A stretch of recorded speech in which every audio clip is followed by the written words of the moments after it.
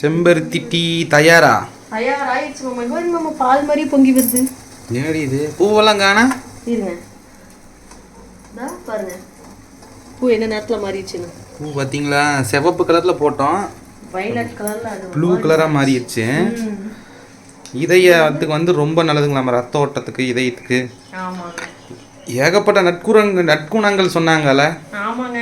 நற்குறன் வருது எனக்கு. நற்குணங்கள் குணங்கள் இருக்கிற பூ பூரா பிடிச்சி சாமிக்கு வச்சுட்டு எல்லாம் பூ இருக்குது அப்படின்னு வந்து பார்த்தா 5 பூ தான் ஃப்ரெண்ட்ஸ் இருந்தது. 6 பூ பொறிச்சு கொடுத்தீங்க. 10 பூ வச்சு போடணும் மினிமம். அது இன்னைக்கு சுக்கு போட்டிருக்கோம். சுக்கு, அப்புறம் கொத்தமல்லி, இந்த கொத்தமல்லி, ஏலக்காய் இருந்தால் ஏலக்காய் போடலாம். கொத்தமல்லி சொல்லியிருக்கலாமாங்க, எனக்கு தெரியல. நெட் போட்டுருக்கலாம். சரி, இன்னைக்கு சுக்கு போட்டு பிடிக்கிறோம். நெக்ஸ்ட் டைம் வைக்கும்போது கொத்தமல்லி, ஏலக்காய் எல்லாமே போடுறோம். ஃப்ரெண்ட்ஸ், நீங்களும் வந்து ஈவினிங் டைமில் நம்ம செம்பருத்தி பூ போட்டு டீ வச்சு குடிச்சிருக்கிறீங்களா என்னென்னு கமெண்டில் சொல்லுங்கள் ஃப்ரெண்ட்ஸ். எல்லாத்துக்கும் good evening. Good evening friends.